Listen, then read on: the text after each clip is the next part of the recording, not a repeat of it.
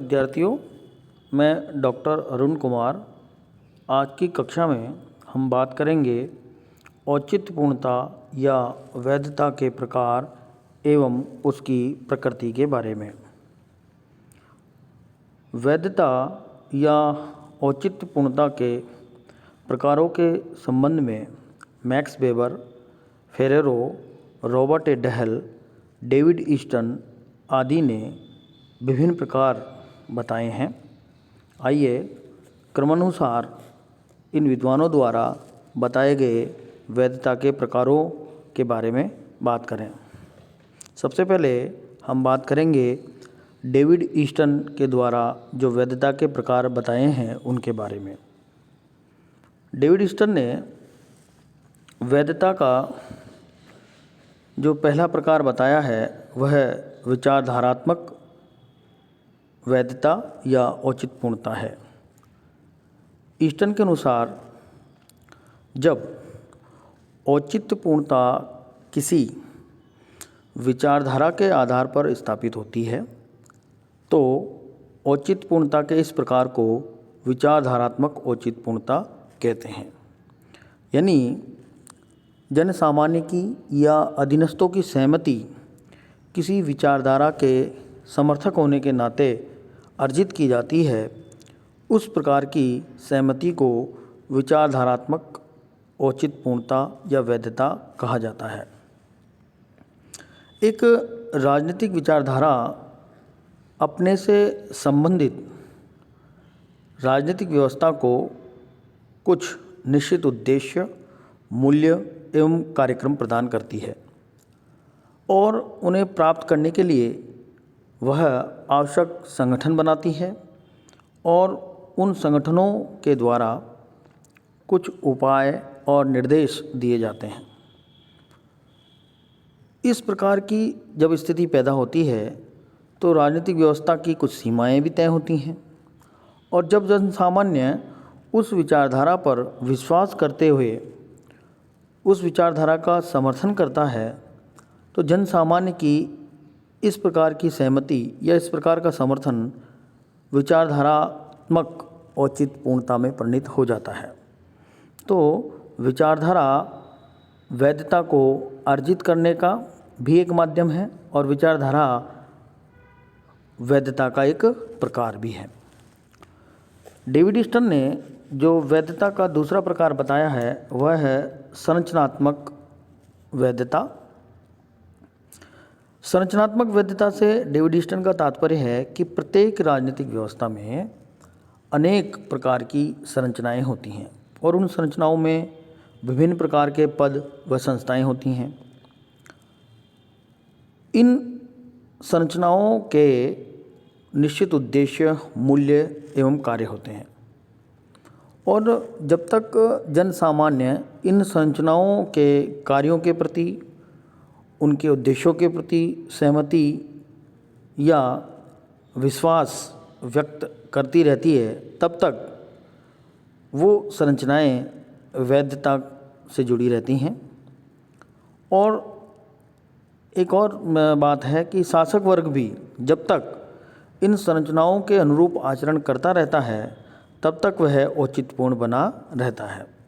तो संरचनाएं भी वैधता को बरकरार रखने के काम आती हैं, बशर्ते कि जिन उद्देश्यों के लिए संरचनाओं का, संस्थाओं का निर्माण हुआ है वो संस्थाएं उन्हीं उद्देश्यों को दृष्टिगत रखते हुए क्रियाशील हों।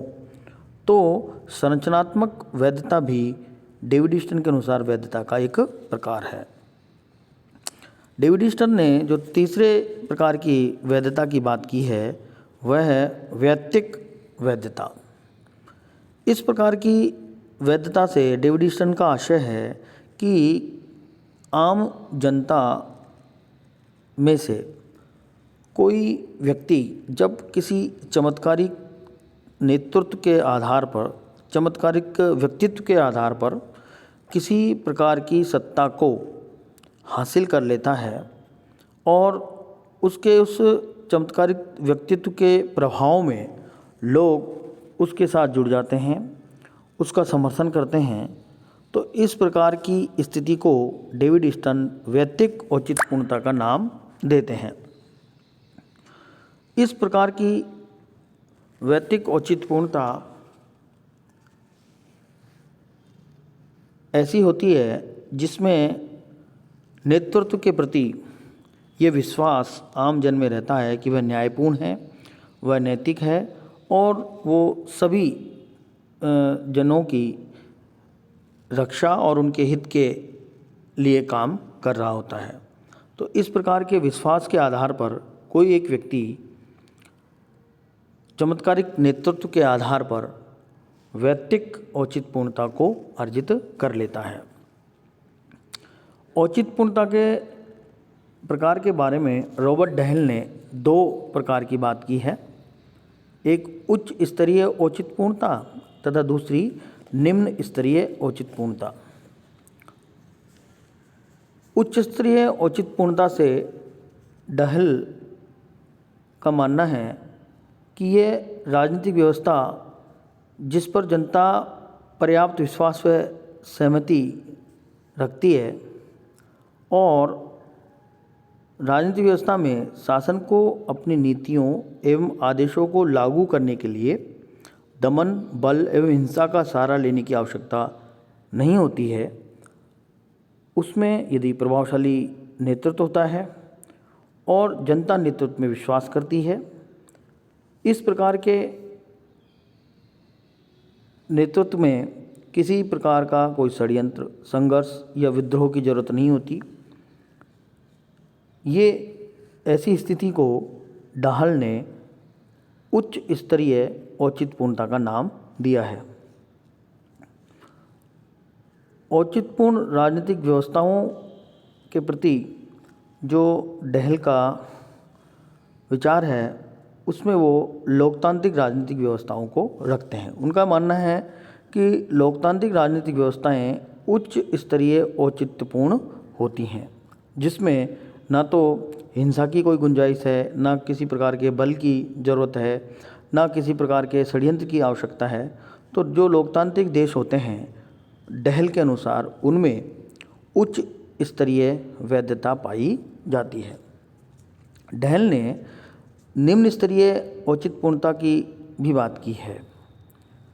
इसमें वो कहते हैं कि जब आम जनता का नेतृत्व एवं उसकी नीतियों में विश्वास नहीं होता, लेकिन जनता शासन की नीति व आदेशों की पालना इसलिए करती है क्योंकि वो भयग्रस्त रहती है, नेतृत्व दमन, बल व हिंसा जैसे कठोर उपायों के आधार पर जनता की सहमति अर्जित करता है और इस सहमति में सामान्यतः जनता असहमति का भाव भी रखती है और ऐसे ही शासन प्रणाली में उग्र जन आंदोलन, नागरिक अवज्ञा आदि लगातार होते रहते हैं।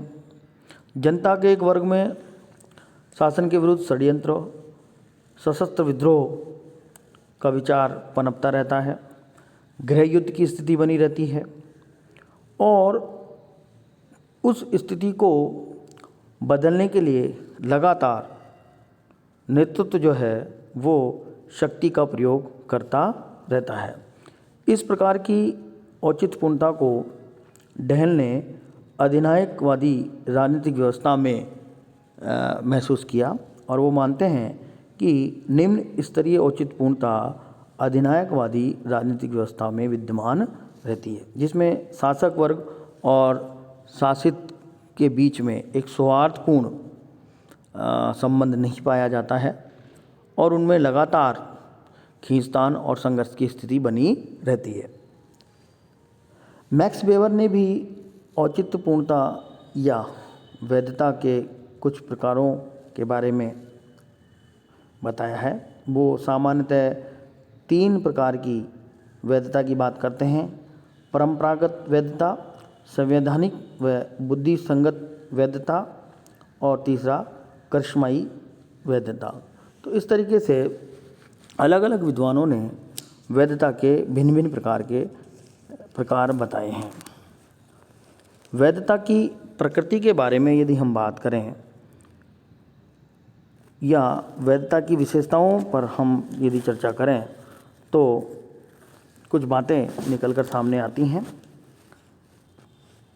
पहली बात, वैधता की प्रकृति या विशेषता के बारे में हम कर सकते हैं कि वैधता व्यक्तिनिष्ठ नहीं अपितु विश्वासनिष्ठ होती है। यानी कि वैधता किसी पद को धारण करने वाले व्यक्ति में निवास नहीं करती है, अपितु वैधता का आधार जो है जनता का यह विश्वास होता है कि सत्ताधारी अपने पद के अनुरूप उचित आचरण करेगा। और ये विश्वास जितना अधिक जनता के बीच में रहता है उतना ही शासन व्यवस्था औचित्यपूर्ण बनी रहती है। दूसरी बात, वैधता एक मानकीय आवश्यकता है। वैधता एक मानकीय आवश्यकता है। इसका मतलब यह है कि वैधता किसी राजनीतिक व्यवस्था की एक मानकीय आवश्यकता है। वैधता एक टूल है, एक साधन है जो ये प्रमाणित करती है कि राजनीतिक व्यवस्था उन्हीं मूल्यों पर आधारित है जिन्हें जनता उचित मानती है। यानी कि जनता की जो सहमति है वो सहमति इस कारण से मिलती रहती है क्योंकि ये प्रमाणित कर दिया जाता है कि जो शासन सत्ता है वो वही कार्य करी है जो जनता के लिए आवश्यक है, अनिवार्य है, उचित है, उनके लिए हितकारी है। तो इस प्रकार वैधता लोगों की एक आवश्यकता है। ये एक तरीके से जनता द्वारा राजनीतिक व्यवस्था को दिया गया एक प्रमाण है, एक प्रमाण पत्र है, एक प्रमाणीकरण का साधन है। तीसरी बात, वैधता मात्र वैधानिक नहीं है। सामान्यतः ये मान लिया जाता है कि वैधता वैधानिक वस्तु है, परंतु वैधता जो है पूर्णतः वैधानिक ही हो ऐसा भी नहीं है। साधारणतः ये माना गया जाता है कि प्राकृतिक कानून अथवा राज्य की प्रभुत्व शक्ति अथवा कानून निर्माण की प्रचलित प्रक्रिया के आधार पर बनाए गए सभी कानूनों को वैधता प्राप्त होगी, किंतु यह दृष्टिकोण सौम्य अपूर्ण है। यही कारण है कि वैधानिक आधारों पर बनाए गए कानून जनता के मूल्यों के अनुरूप नहीं होते तो जनता उन्हें वैधता नहीं देती, उनका विरोध करती है। इसका मतलब क्या है कि वैधता एक शक्ति सत्ता को प्रदान करती है और उसके आधार पर सत्ता के द्वारा बनाए गए सभी कानून वैध होंगे ऐसा आवश्यक नहीं है। जनता उन्हीं कानूनों को स्वीकार करने की स्थिति में होती है जो उनके मूल्यों, उनके विश्वासों, उनकी आवश्यकताओं के अनुरूप होता है। आज हम देख रहे हैं कि पूरे भारत में किसान आंदोलन चल रहा है। शासन सत्ता द्वारा बनाया गया जो कृषि कानून है उसके विरोध में जन आंदोलन चल रहा है, क्योंकि किसान ये मान रहे हैं कि जो शासन के द्वारा कानून बनाया गया है वो उनके लिए हितकारी नहीं है, तो उसका विरोध हो रहा है। तो इसी तरीके से सत्ता वैधता जो है पूर्णतः वैधानिक ही होगी ऐसा नहीं है। जन सामान्य कानूनों को इस आधार पर स्वीकार करते हैं कि वो उनके लिए लाभकारी है या नहीं है। चौथी बात हम कर सकते हैं, वैधता द्वारा शक्ति को सत्ता में परिवर्तित किया जाता है। वैधता के अभाव में शक्ति केवल बल होती है, किंतु जब शक्ति को वैधता प्राप्त हो जाती है तो शक्ति स्वतः ही सत्ता में बदल जाती है। इसमें शक्ति के प्रभाव में वृद्धि होती है और उसे जन सहमति प्राप्त हो जाती है। साथ ही साथ उस शक्ति को स्थायित्व भी प्राप्त होता है। शक्ति अपने आप में एक तरीके से ऐसी स्थिति है जिसके माध्यम से लोगों के कार्य और व्यवहार को प्रभावित किया जाता है, परंतु जब शक्ति वैध नहीं होती है तो उसमें अनिवार्य रूप से बल शामिल होता है। बल के आधार पर सहमति का अर्जन कर लिया जाता है, परंतु वह सत्ता से जब तक नहीं जुड़ती तब तक उसे स्थायित्व और सामान्य समर्थन का भाव प्राप्त नहीं होता है। तो वैधता वो माध्यम है जिससे शक्ति को सत्ता में परिवर्तित किया जाता है। वैधता सत्ता को स्थायित्व देती है, ये पांचवी विशेषता है, पांचवी प्रकृति है। वैधता के अभाव में सत्ता में जनता का विश्वास उठ जाता है। इस प्रकार सत्ता का जो स्थायित्व है वो समाप्त होने लगता है। यानी कि वैधता जो है सत्ता को लगातार बनाए रखने का एक माध्यम भी होती है। जितनी सत्ता अपनी वैधता के स्तर को बढ़ाती रहती है उतना ही उसका स्थायित्व बना रहता है, अन्यथा उस पर संकट पैदा हो जाता है। नेक्स्ट है वैधता का आधार विस्तृत सामाजिक स्वीकृति है। यानी वैधता किसी एक समूह विशेष की सहमति पर आधारित नहीं है, अपितु सहमति का जो क्षेत्र है वो व्यापक होना चाहिए और उस व्यापकता के दायरे में प्राय समाज के संपूर्ण वर्ग होने चाहिए। किसी एक वर्ग विशेष या एक समूह विशेष की सहमति के आधार पर हम उस व्यवस्था को, उस नेतृत्व को वैध नहीं मान सकते। तो जन सामान्य की सहमति जो है वैधता के लिए आवश्यक होती है। धन्यवाद।